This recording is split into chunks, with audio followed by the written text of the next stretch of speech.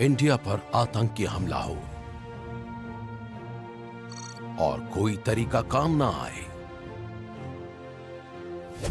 तब आखिरी उम्मीद के नाते बुलाया जाता है एक ऑर्गेनाइजेशन को,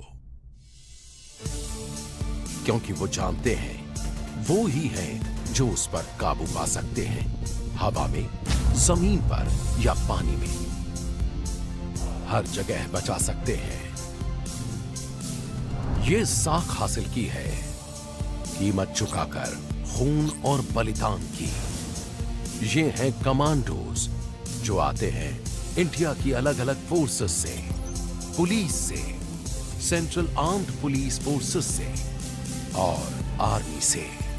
ये हैं नेशनल सिक्योरिटी गार्ड।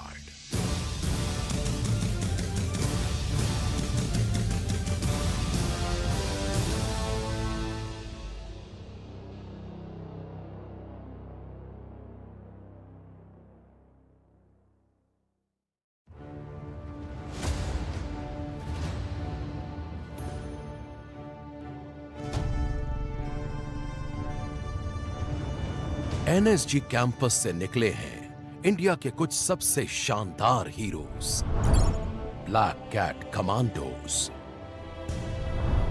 जिन्होंने लोहा लिया आतंक से देश भर में जंग के कई मैदानों में।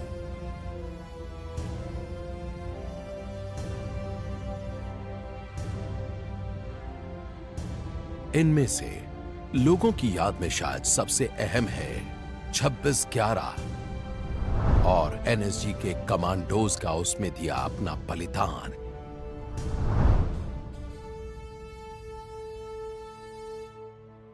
उनकी विरासत को एनएसजी ने आज तक सहेजा हुआ है।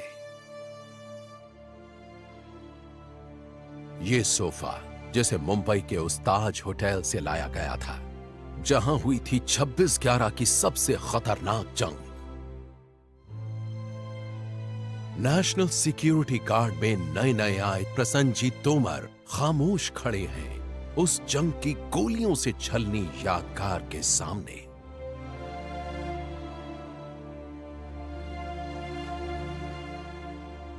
एक एनएसजी कमांडो के नाते उनका पहला दिन शुरू होता है इसी सोफे पर। उन्हें याद आती हैं वो घटनाएं और अपने कमांडिंग ऑफिसर के शब्द। जिस जगह आप बैठे हैं इसे हम कहते हैं क्रेडल ऑफ सैक्रिफाइस। जब आप यहाँ बैठे हैं आपको ये समझना चाहिए कि आप एक लेगेसी को गार्ड कर रहे हैं। लेकिन ब्लैक कैट कमांडो बनना कमजोर दिल वालों का काम नहीं है। कमांडो! एनएसजी उनके कमांडोज को उनकी हदों तक ले जाता है, इंसानी ताकत की हदों के पार। उनके सबसे जबरदस्त खौफ से भी आगे। एनएसजी के ये ट्रेनिंग ग्राउंड्स जवानों को घातक हथियार बना देते हैं।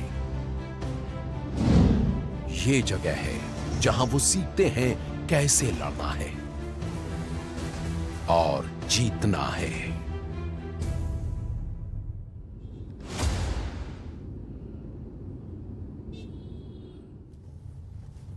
ये जो जयपुर हाईवे है ना, उस साइड से लेना।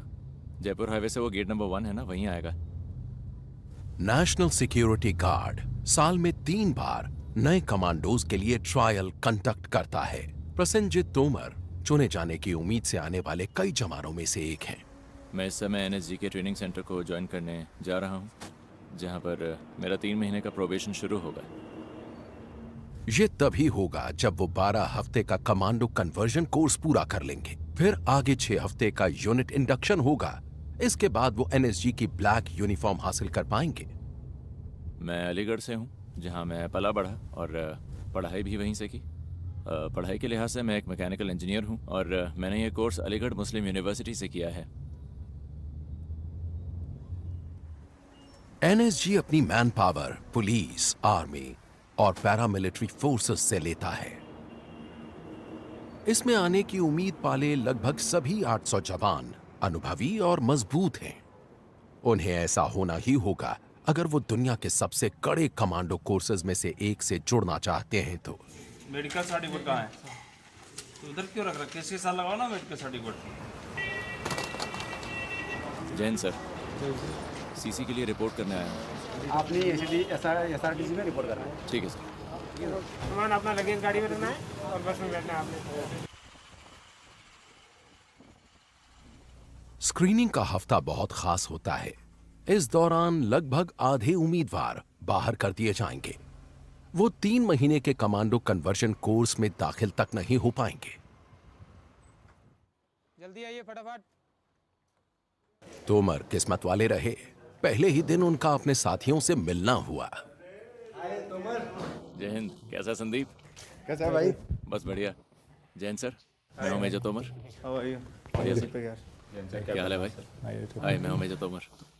तू पहले से ही गंजा हो गया है? मैंने सोचा करा ही लेता हूँ जब कॉलिंग का क्या सीन है सर? शाम का बता रहे हैं अभी तो, ऐसा टाइम तो बताया नहीं, लेकिन शाम का कह रहे हैं। पहला हफ्ता ही दिखा देता है कि एनएसजी में आना कितना कॉम्पिटिटिव होता है। नेशनल सिक्योरिटी गार्ड का ट्रेनिंग सेंटर देश का एक प्रीमियम ट्रेनिंग इंस्टीट्यूट है। ये उन कई प्रोबेशनर्स को ट्रेन करने के लिए बनाया गया है जो इंडियन आर्मी और तमाम सेंट्रल आर्म्ड पुलिस फोर्सेस से नेशनल सिक्योरिटी गार्ड में इंडक्शन के लिए जाते हैं। एनएसजी के फिजिकल स्टैंडर्ड्स तय होते हैं, इन्हें क्लियर करके ही आप एनएसजी का हिस्सा बन सकते हैं। सभी एक साथ।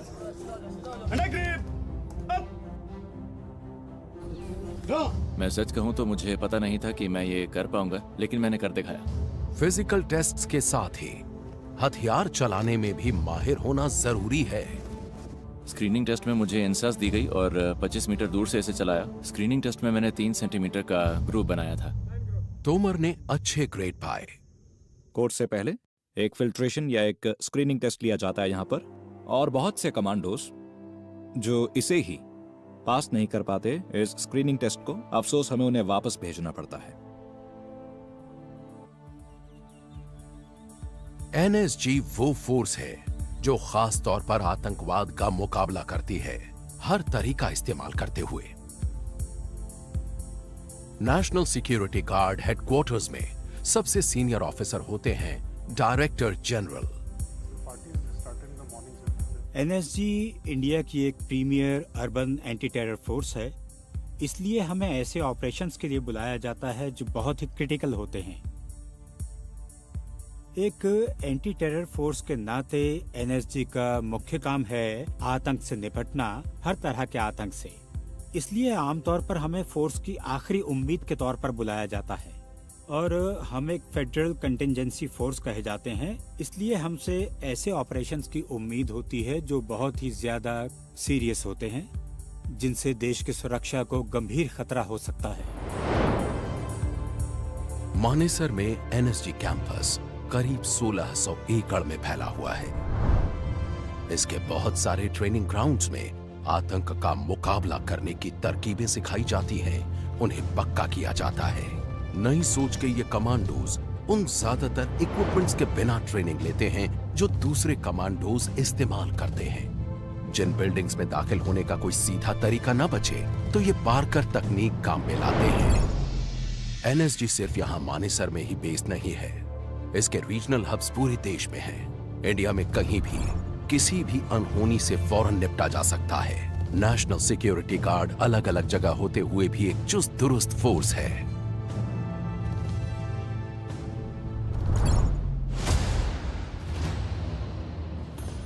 एक हफ्ते का स्क्रीनिंग टेस्ट पूरा हो चुका है। बस आधे ही जवान कमांडो कन्वर्जन कोर्स के लिए क्वालिफाई हुए हैं। कैंडिडेट तोमर चुनिंदा जवानों में से एक हैं। ये अपनी पेरेंट यूनिट की यूनिफॉर्म्स पहनते हैं, अलग रंग और बैजेस दिखाते हैं कि एनएसजी में अलग अलग फोर्सेस के जवान आते हैं। एनएसजी में एक बहुत अच्छा मेल दिखता है बेस्ट एलिमेंट्स का, आर्मी, पैरामिलिट्री और पुलिस के। ये एक अनोखा एक्सपेरिमेंट है जिसमें तीनों का एक शानदार मेल है और मुझे लगता है ये इस ऑर्गेनाइजेशन की यूएसपी है। एनएसजी में एक एक पल कीमती होता है। एक छोटे से वेलकम एड्रेस के बाद जवान आगे बढ़ जाते हैं। ओपनिंग एड्रेस के बाद हमें वो सारे हथियार दिए गए जो हम इस्तेमाल करेंगे और जिनकी हमें ट्रेनिंग दी जाएगी इस ट्रेनिंग सेंटर में। काउंटर टेररिज्म फोर्स होने की वजह से एनएसजी में इस्तेमाल होने वाले हथियार दुनिया भर की बेस्ट स्पेशल फोर्स यूनिट्स की टक्कर के होते हैं। हम जानते थे कि ट्रेनिंग आज से शुरू होने वाली है और ये भी कि किसी खास तरह से हमारा वेलकम किया जाएगा। एनएसजी में कमांडो बनने के इच्छुक जवानों के लिए वेलकम के एक बिल्कुल ही अलग मायने होते हैं। एनएसजी वेटरन्स इसे कहते हैं आइस ब्रेकिंग। क्रॉलिंग, पुशअप्स, पता नहीं उन्होंने उस दिन हमसे क्या क्या करवाया, लेकिन वो सब मुझे याद है 2-3 घंटे तक तो चला ही था। आइस ब्रेकिंग तो बस आने वाली चीजों की एक झलक भर है। यहाँ से आगे पूरे जुनून के साथ शुरू किया जाएगा कमांडो कन्वर्जन कोर्स। बाकी के 11 हफ्तों में तोमर और दूसरे ट्रेनीज के पूरे दमखम की परख होगी।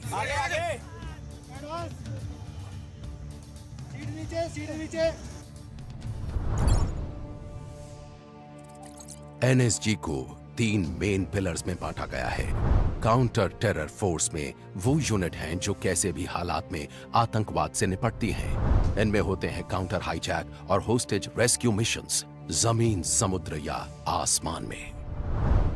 क्लोज प्रोटेक्शन फोर्स देश भर में चुनिंदा वीआईपीज की सुरक्षा करती है। तीसरा पिलर है state of the art bomb detection and disposal squad और National Bomb Data Centre. NSG के सभी ऑपरेशंस जोखिम भरे होते हैं। क्लोज प्रोटेक्शन फोर्स का काम भी ऐसा ही है। ये हाई रिस्क वीआईपीज को सुरक्षा देते हैं जिसमें वो खुद बेहद जोखिम में रहते हैं, इसलिए इन्हें कहा जाता है बुलेट कैचर्स। ये बुलेट कैचर्स शब्द टीम की खुद को खतरे और प्रोटेक्टी के बीच में रखते हुए खतरे को बेअसर करने की शानदार काबिलियत से आया है, क्योंकि कमांडो की हिफाजत और सलामती हमारी प्रायोरिटी है। इसलिए हमारी team state of the art हथियारों, स्पेशलाइज्ड इक्विपमेंट से लैस रहती है। हम लगातार अपनी परफॉर्मेंस को बढ़ाने और आने वाले किसी भी संभावित खतरे को देखते हुए एक कदम आगे रहने पर ध्यान देते हैं। क्लोज प्रोटेक्शन फोर्स कमांडोज अपने काम से जुड़े खतरों को बखूबी जानते हैं, इसलिए पक्का करते हैं कि हालात बेकाबू होने से पहले हर तरह के खतरे को दूर कर दें।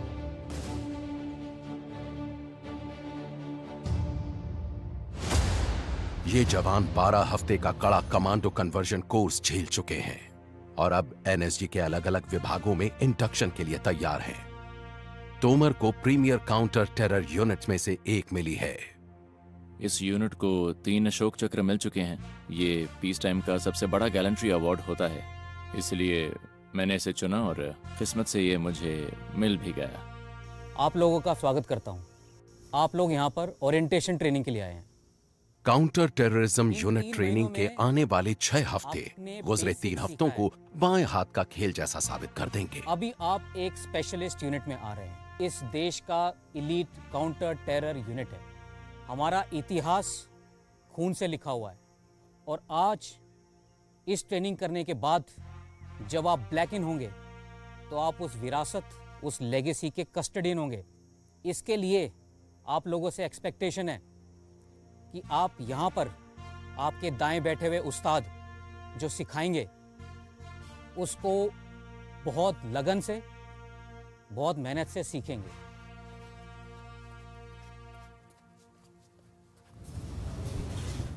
जैन सर। जैन तोमर, अंदर आ जाओ। इस ट्रेनिंग ऑफिसर और उनकी टीम पर अगले 6 हफ्तों में इनके इंडक्शन का दारोमदार है। ट्रेनिंग सेंटर में कैसा परफॉर्म कर रहे हो? मैंने बढ़िया परफॉर्म किया सर और अपने सारे टेस्ट्स में एक्सीलेंट हासिल किया। Excellent sir. तो उम्मीद है आपको पता है कि यहाँ के स्टैंडर्ड्स बहुत अलग हैं और बहुत ऊंचे भी। फिजिकल एक्सर्शन का लेवल यहाँ बहुत ज्यादा होता है। यहाँ आपको मुश्किल सिचुएशंस में टेस्ट किया जाएगा। सर। आपको बहुत ज्यादा मेहनत करनी होगी। ठीक है बड़ी, मार्च ऑफ। जय हिंद। जय हिंद। काउंटर टेरर यूनिट में सिखाए जाने वाले शुरुआती सबक में है किसी इंटरवेंशन टीम का हिस्सा कैसे बनते हैं। दोनों आँख खोल के ऐसे। हर टीम में करीब 6 मेंबर्स होते हैं, सब तालमेल से काम करते हैं।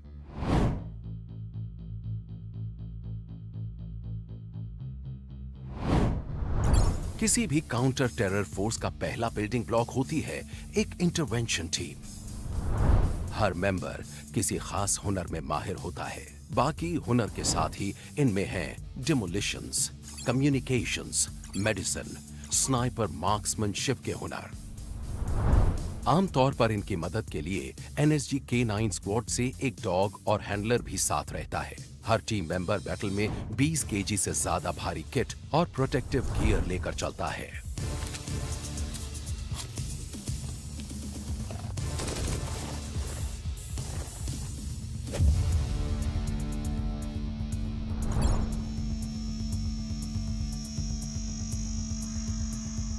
पहले हफ्ते में इंडक्टीज से कई तरह के इंटरवेंशन सिमुलेशन ड्रिल कराई जाती हैं।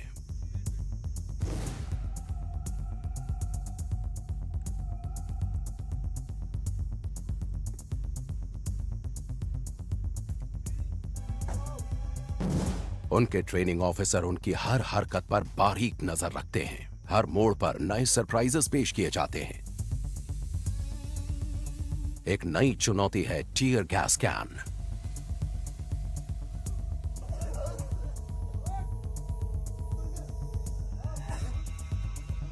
टीयर गैस आंखों में तेज जलन पैदा करती है और स्किन के जलने जैसा एहसास होता है।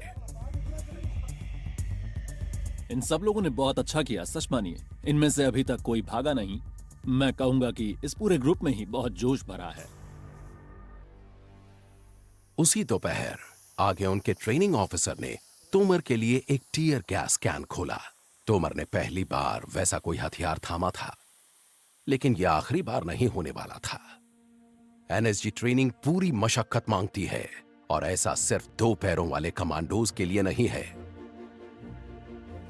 यहां 4 पैरों वाला भी एक पूरा कंटीजेंट है, K9 डॉग स्क्वाड।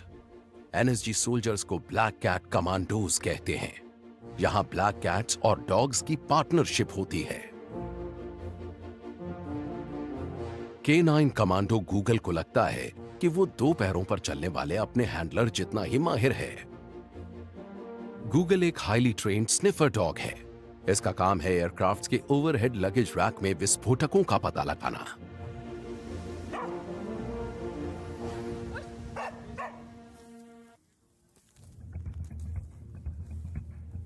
लेकिन ऑपरेशंस में जाते वक्त एनएसजी की पहली पसंद होता है ये बेल्जियन मैलिनोआ। ये है ड्रोना K9 डॉग स्क्वाड का स्टार कमांडो।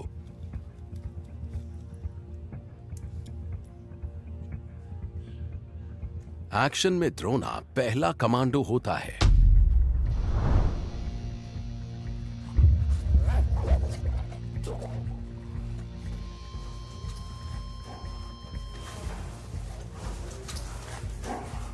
आज ड्रोना K9 स्क्वाड में सीनियर है और इंसानों की तरह अपनी कमांडो स्किल्स को बेहतर बनाने के लिए टेक्नोलॉजी का इस्तेमाल करता है। टीम डॉग के पहने K9 विजुअल सिस्टम्स के भरोसे रहती है। गॉगल्स हैंडलर को वो नजारे दिखाते हैं जो ड्रोना देखता है। हैंडलर ड्रोना के कान में लगी एक डिवाइस के जरिए उससे बोलता है।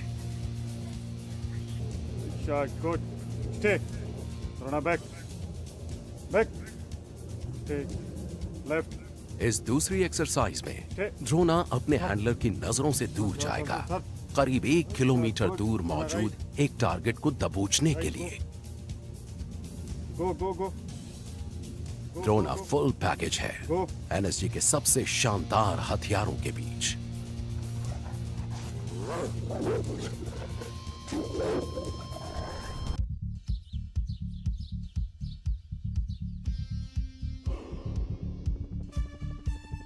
नेशनल सिक्योरिटी गार्ड के दूर तक फैले ट्रेनिंग ग्राउंड्स में कमांडोज काउंटर टेररिज्म टैक्टिक्स को निखारते हैं। इंडिया में सिर्फ एनएसजी के पास है काउंटर हाईजैक फोर्स। इनके कमांडोज कैंपस में मौजूद एयरक्राफ्ट के साथ हाईजैक के हालात की प्रैक्टिस करते हैं। टाइमिंग सबसे अहम है। FIT move, MIT move, closure over. असल ऑपरेशन में ये जिंदगी और मौत का फैसला कर सकता है। MIT गो। कामयाबी मिलती है बेहद सटीक तालमेल से, वही सबसे अहम है।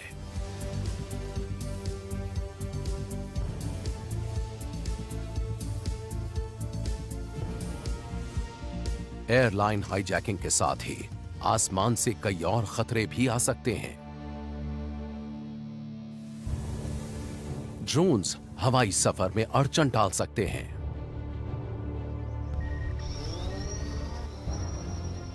ये नारकोटिक्स और विस्फोटक भी डिलीवर कर सकते हैं या किसी हमले या सर्वेलेंस में मदद कर सकते हैं। 81 ड्रोन इन रेंज।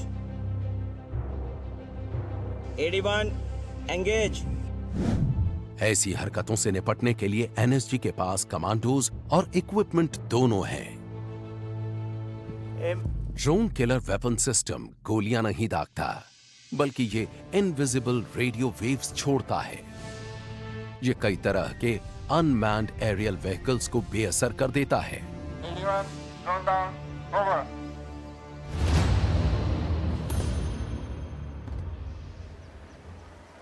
एनएसजी के सीनियर ऑफिसर्स फोर्स की तकनीकी तैयारी पर लगातार नजर बनाए रखते हैं। ये पक्का करते हैं कि काउंटर टेरर एक्टिविटीज के लिए सही किट साथ में हो। एनएसजी ऐसे ऑपरेशंस करता है जिनमें खास तरह के हथियार, खास इक्विपमेंट और खास प्रोटेक्टिव गियर चाहिए होते हैं। इसलिए बहुत जरूरी होता है कि हम अपने इक्विपमेंट को लगातार अपडेट करते रहें। आज एनएसजी तमाम तरह के हालात के लिहाज से पूरी तरह से लैस और तैयार है। खास तो हमेशा मशीन के पीछे मौजूद इंसान ही होता है, लेकिन इक्विपमेंट भी बहुत अहम रोल प्ले करते हैं। एक नैनो सेकंड जितना फर्क भी जंग के दौरान जिंदगी और मौत का फैसला कर सकती है। तो कमांडो के पास सबसे बेहतरीन इक्विपमेंट हो तो ऑपरेशन में उनकी कामयाबी के आसार बढ़ जाते हैं, उनकी हिम्मत बढ़ जाती है, लड़ने की उनकी काबिलियत बहुत बढ़ जाती है। इसलिए जब वो लड़ने जाते हैं तो उनके पास जरूरत की हर चीज रहनी चाहिए। उन्हें कभी भी किसी चीज की कमी महसूस नहीं होनी चाहिए। एनएसजी काउंटर टेररिज्म फोर्स में इंडक्शन ट्रेनिंग पूरे जोरों पर है। ट्रेनर्स पसीना सूखने नहीं दे रहे। इस एक्सरसाइज का मकसद था आपका फिजिकल और मेंटल दोनों टेस्ट लेना। इंडक्टीज के सामने पहली चुनौती है 48 घंटे के फिजिकल और मेंटल स्ट्रेस से गुजरना, वो भी बिना रुके। उन्हें पूरे दिन कई तरह के टास्क्स दिए गए, यहां तक कि वो पूरी रात हरकत में रहे। अगली सुबह जवानों को बिना सोए 24 घंटे बीत चुके थे। उन्हें अभी 24 घंटे और हरकत में रहना था।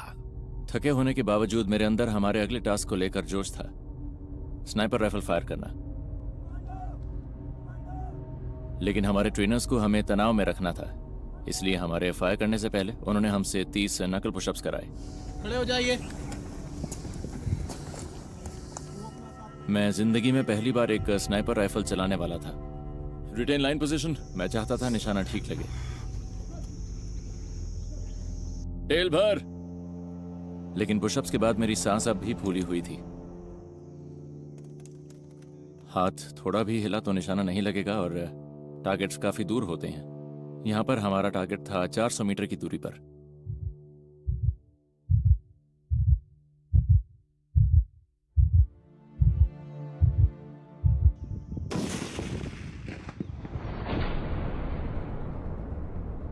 मैं बहुत ही खुश हुआ, मुझे लगा मैंने कुछ हासिल किया है। लेकिन सच कहूं तो उस वक्त दिमाग में तनाव से भरे आगे के 23 घंटे ही थे जो आने वाले थे। एनएसजी के आर्सेनल में स्नाइपर्स बहुत अहम हैं। कमांडो हाईली ट्रेन्ड मार्क्समैन होते हैं जो बेहद दूर के टारगेट्स पर निशाना साध सकते हैं। कभी कभी तो 1 किलोमीटर दूर तक का निशाना भेद देते हैं।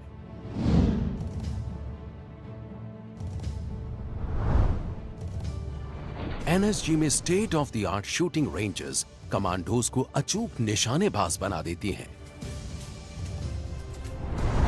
एनएसजी में टारगेट्स का मतलब है किसी होस्टेज के पीछे छुपा आतंकवादी। हैरानी की बात नहीं कि एनएसजी को जीरो एरर फोर्स कहा जाता है। इस बीच इंडक्टीज 48 घंटे के स्ट्रेस टेस्ट से गुजरना जारी रखे हुए हैं। आप आगे चले जाओ, आगे चले जाओ। दूसरे दिन की दोपहर से पहले वो 40 डिग्री से ज्यादा के तापमान में टायर्स को पलट रहे हैं। मुझे याद नहीं उस टायर का वजन कितना था, लेकिन रात भर जागने के बाद करीब 800 मीटर तक उसे पलटते जाने में जान निकल गई। बदली करो साहब की बदली, साहब आप आगे हो जाओ। ये सोचकर और पसीना आ रहा था कि अभी 20 घंटे की कसरत और आगे है। निकलो, आगे निकलो। लेकिन ऐसे पलों में सबसे अच्छा होता है कि अगले टास्क पर ध्यान दिया जाए, न कि अपने आप को डिस्ट्रैक्ट किया जाए। शाम होने पर जवानों को एक छोटा सा ब्रेक दिया गया।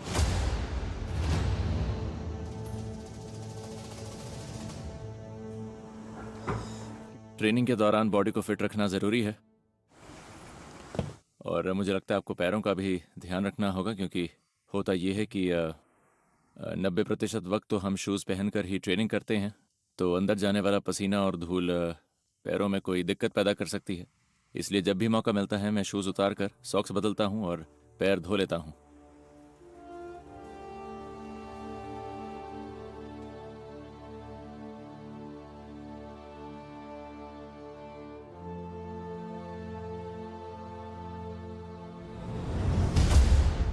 इंसान की बॉडी किसी जादू से कम नहीं, इसे हद तक ले जाकर हैरतअंगेज काम किए जा सकते हैं।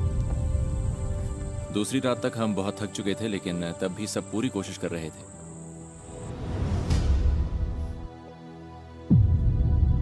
सच कहूं तो दिमाग में वो यादें रह रहकर उभरती हैं। ज्यादातर चीजें तो याद ही नहीं रही। जी सर। तुम्हें पीछे नहीं हटना है। ये जरूर याद है कि हमारे ट्रेनर्स ने हालात को एकदम असली जैसा बनाए रखा था। ये अजीब था, लेकिन असलियत के बहुत करीब था, क्योंकि अगर वैसा सच में होता तो सब कुछ ऐसा ही होता। जो ड्रिल्स बनती हैं वो ऑन ग्राउंड बनती हैं, जो सिनेरियोज बनते हैं वो ऑन ग्राउंड बनते हैं। तो जितनी आप लोग प्रैक्टिस करोगे, सिचुएशन संभालने में उतने ही बेहतर बनते जाओगे। तो भी आप लोग ब्रेक करोगे, फिर डिनर करोगे, फिर उसके बाद आपके रात के आदेश दे दिए जाएंगे। क्लियर है सर? भाई सब खुश हैं सर?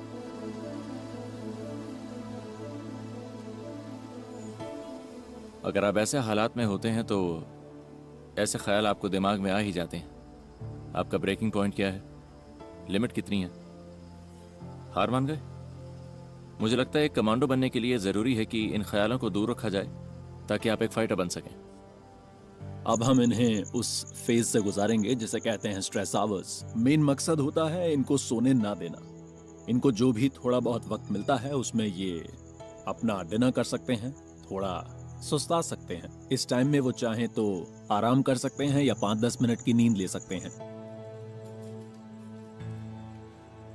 कौन सो रहा है दीवार के आड़ में?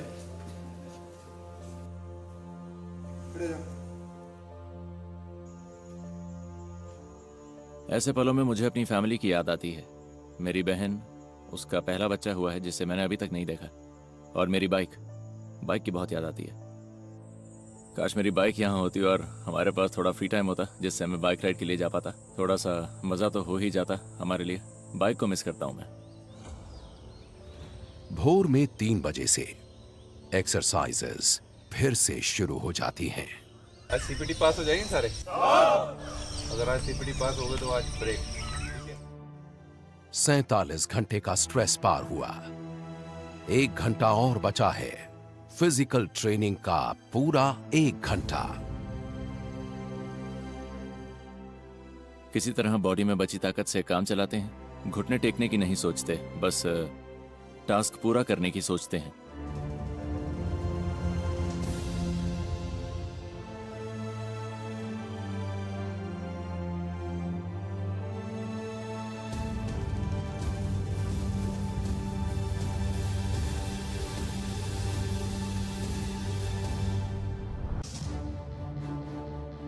नेशनल सिक्योरिटी गार्ड ने ऑपरेशंस में खुद को साबित किया है, लगातार, बार बार। कामयाबी की ये राह आसान नहीं रही है। देश हम पर भरोसा कर सकता है, क्योंकि जब भी एनएसजी को तलब किया गया है, हमने कामयाबी दिलाई है।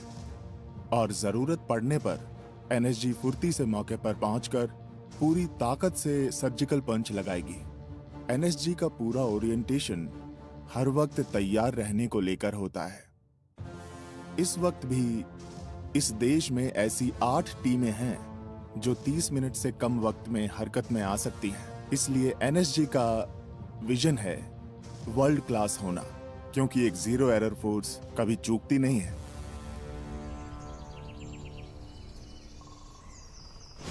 NSG counter terror force unit induction training के बस 2 हफ्ते और बचे हैं, लेकिन अब भी चढ़ने को कई पहाड़ हैं। ये बेसिकली रॉक क्राफ्ट है। ये जो सामने नेचुरल वॉल फेसेस हैं, ये करीब 100 से 120 फीट ऊंचे हैं।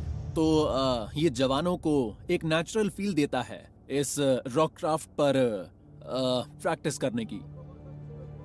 कमांडो ट्रेनिंग लेने की इच्छा होने की वजहों में से एक वो तमाम स्किल्स हैं जो हम एनएसजी में सीखते हैं। मैं पहले क्लाइंबिंग कर चुका हूं, लेकिन यहाँ की कंडीशंस अलग हैं।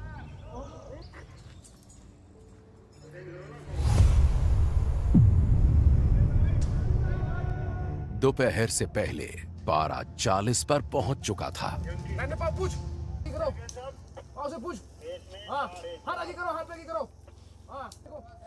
जून की गर्मी और जबरदस्त उमस।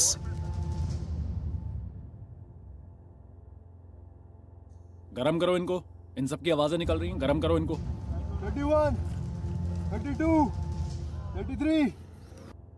तो हम इसे कहते हैं टोल टैक्स, जिसमें ये 100-200 पुशअप्स करते हैं या थोड़े स्टार जंप्स करते हैं।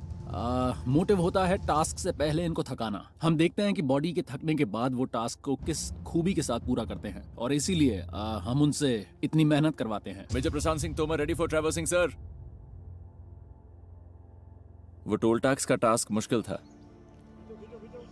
एक्सरसाइज के बीच में अचानक लगता है जैसे हाथों में दम नहीं बचा, लेकिन बीच में लटके हों तो कोई रास्ता नहीं बचता, दूसरी तरफ तो पहुंचना ही होता है। चलो छोड़ो हाथ, चलाओ कमांडो जरा। कमांडो, थोड़ा सा और। कमांडो। आप देख सकते हैं ये टास्क कितने दम निकालने वाले होते हैं। उसके फेस से दिखता है कि वो थका हुआ है बेचारा। गॉड नोज अब तक कितने पुशअप्स कर चुका होगा। और बॉडी के थकने के बाद जब उनसे टास्क करवाया जाता है, तब बनता है एक ब्लैक कैट।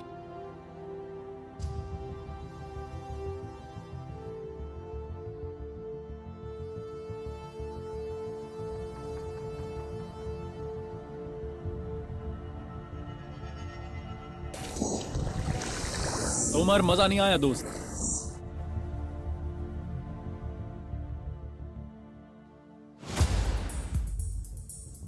एनएसजी में कई यूनिट्स हैं।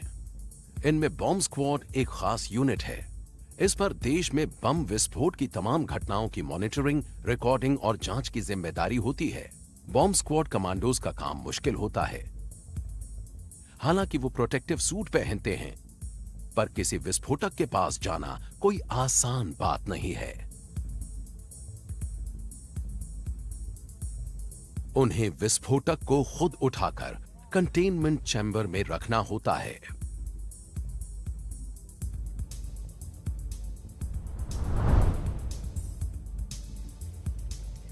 रोबोट्स खतरे को कम कर देते हैं।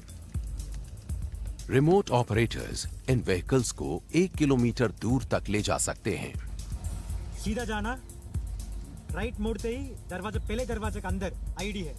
ऑन बोर्ड कैमरास रिकॉनेसेंस और इंटरवेंशन दोनों को मुमकिन बनाते हैं।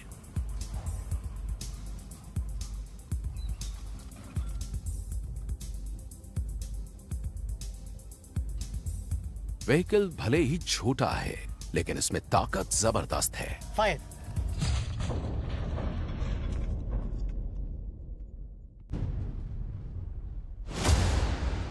जून खत्म होने को है। इंडक्शन प्रोसेस का 5वां हफ्ता चल रहा है। और जवान आखिरी बाधा तक पहुंच चुके हैं। आज सुबह से ही बादल आए हुए थे, इसलिए बारिश भी हो गई। क्योंकि पिछले 3 दिन से इतना ज्यादा ह्यूमिड, इतनी ज्यादा गर्मी, मौसम इतना खराब रहा है कि अच्छा हुआ आज बारिश हो गई। इंस्ट्रक्टर्स ने सबसे मुश्किल टास्क अंत के लिए बचा कर रखा है। सर्किट पूरा करने में कम से कम 2.5 से 3 घंटे लगेंगे, क्योंकि वो चल कर नहीं, इसे रेंग कर पूरा करने वाले हैं। और हम देखेंगे कि वो एक टीम के नाते कैसा परफॉर्म करेंगे।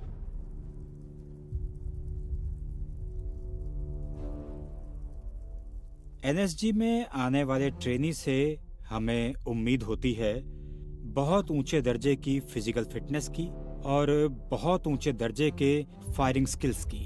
तो हम उन्हें उनके एनएसजी में आने के वक्त से 2-3 पायदान तक ऊपर ले जाते हैं। इससे आखिर में हमें बहुत ही एफिशिएंट कमांडो हासिल होता है जो ड्यूटी के दौरान हर चैलेंज को पार कर सकता है। तोमर और उनकी टीम का सामना उस दिन जिस चुनौती से हुआ था वो उसे कभी भूल नहीं पाएंगे। होली चेंबर नाम की वो ऐसी बाधा थी जैसी उन्होंने पहले कभी नहीं झेली थी। इसमें धुएं से भरा एक छोटा सा कमरा था। जवानों को अपनी सांसें रोककर अंदर जाना था। अंदर एक बॉक्स है, आपको वो बॉक्स लेकर आना है। उस बॉक्स में एक की है, आप उस बॉक्स को बाहर लाएंगे, उसके अंदर एक मैप है और वही आपको अगले टारगेट तक लेके जाएगा। पता नहीं कैसे बताऊं मैं, दिमाग में 100 चीजें चल रही होती हैं, कुछ दिखाई नहीं देता। सांस रोकने की कोशिश करते हैं लेकिन धुआं अंदर जाता रहता है और कहीं नहीं जा सकते। उससे लड़ना होता है।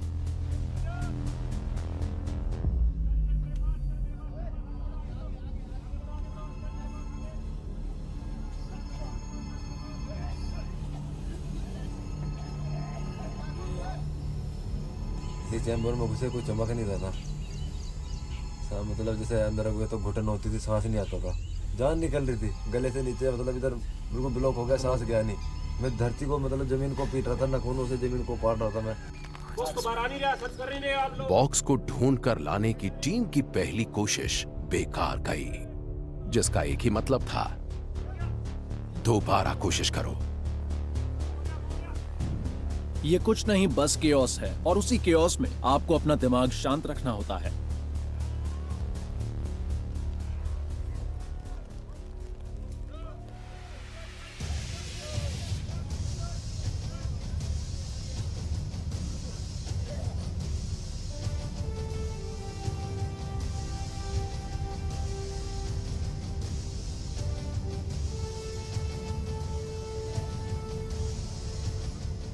बॉक्स को ढूंढना अब तक का सबसे मुश्किल टास्क था। उसके बाद तो लगा कि हम कुछ भी कर सकते हैं।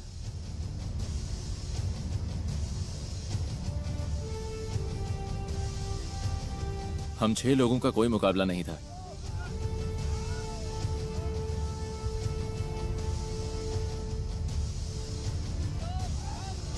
हमने एनएसजी की दी हुई हर मुश्किल को पार किया।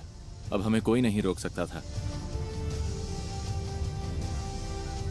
बोल रहे कमांडो क्या होता है, फिजिकली मेंटली बंदा इतना स्ट्रॉन्ग कर देते हैं कि उसमें कितना ही प्रेशर आ जाए वो अपना काम करेगा। तो जिस मुद्दे के लिए उसको भेजा जा रहा है, जो काम टास्क मिला है ना, वो टास्क पूरा करेगा।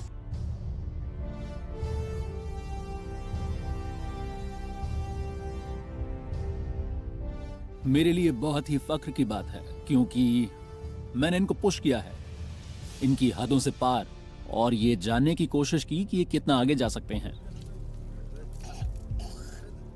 हमने यहाँ तक पहुँचने के लिए लंबा सफर तय किया है और उस दिन महसूस हुए दर्द और थकान के बावजूद हम जोश से भरे थे कि हम एनएसजी का हिस्सा बनने वाले हैं। हार्ड वर्क के बाद मतलब आज वो दिन आ गया। आज हम परसों ब्लैक कैट कमांडो बनेंगे। बहुत अच्छा फील होगा हमें भी, घर वालों को भी। ये बीते 5 हफ्ते एनएसजी के सबसे मुश्किल हफ्ते रहे और मुझे लगता है कि जितना भी टाइम हम सब एनएसजी में यहाँ पर रहेंगे, ये 6 के 6 बंदे हमेशा साथ रहेंगे।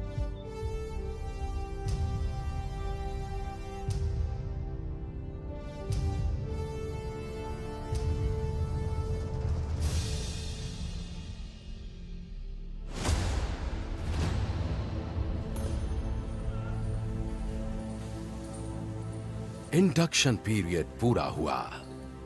4.5 महीने की मुश्किलें खत्म हुई। अभी पता लग रहा ना हमारी हालत कैसी।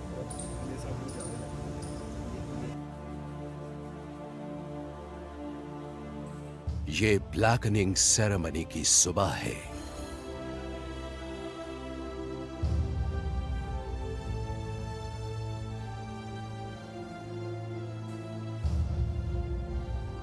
थोड़ी देर बाद तोमर और दूसरे जवान एनएसजी की काउंटर टेरर फोर्स में अपनी जगह लेंगे। ब्लैक पहनना एक बहुत ही गजब का एहसास था।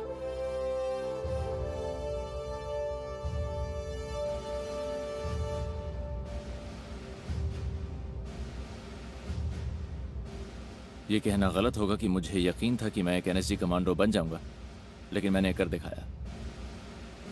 आप सभी का सीसी 118 के बलिदान परेड में हार्दिक अभिनंदन है। अब मैं ग्रुप कमांडर महोदय से निवेदन करता हूं कि इन बहादुर कमांडोज को पुरस्कार देकर इनकी हौसला अफजाई करें। Best hit exercise Ajay, major Prasanjit Tomar. हमें बेस्ट इंटरवेंशन टीम का अवार्ड मिला। उन सारी मुश्किलों के बाद ये अवार्ड पाकर अच्छा लगा, बहुत अच्छा। 5 हफ्ते खत्म हो गए हैं। अब मैं इनके लिए डेविल नहीं हूँ। मैंने अपना काम कर दिया है। अब मैं इनका भाई हूँ, ब्रदर इन आर्म्स। और आखिरकार चेस्ट पर पंच के साथ तोमर को बलिदान बैज दिया गया। वेलकम तोमर, जो कि ब्लैक कैट कमांडो का इंसिग्निया है।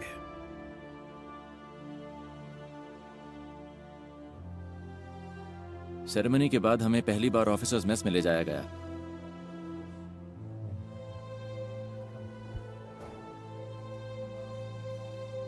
और उसके बाद जो हुआ मैं वो जिंदगी भर नहीं भूल सकता। जिस जगह आप बैठे हैं इसे हम कहते हैं क्रेडल ऑफ सैक्रिफाइस। आप अपने आसपास देखेंगे तो आप पाएंगे वो गोलियों के निशान जो हमें मिले ताज होटल मुंबई से। जिस चेयर पर आप लोग अभी बैठे हुए हैं यह है पाम लाउंज से ताज होटल की। यह वही जगह है जहां मेजर उन्नी कृष्णन ने सर्वोच्च बलिदान दिया था। तो इस पर बैठते हुए हमें ध्यान रखना चाहिए कि हम एक लेगेसी को गार्ड कर रहे हैं, एक ऑफिसर और लीडर की तरह। मेजर उन्नी कृष्णन ने जो किया वो हमारी लीडरशिप को एक नई ऊंचाई पर ले जाता है।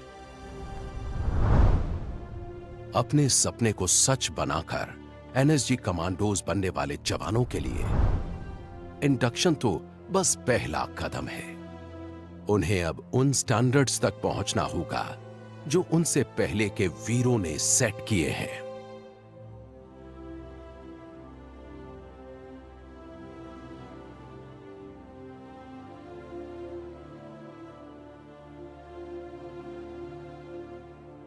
अपनी शुरुआत के बाद बीते करीब 40 साल में नेशनल सिक्योरिटी गार्ड ने बलिदान और खून देकर शोहरत हासिल की है। अपनी जान कुर्बान करने वाले जवान हर रोज प्रेरणा देते हैं। ये देश हमेशा उन्हें याद रखेगा। उनकी वीरता हमेशा याद रखी जाएगी। देश उनका हमेशा आभारी रहेगा।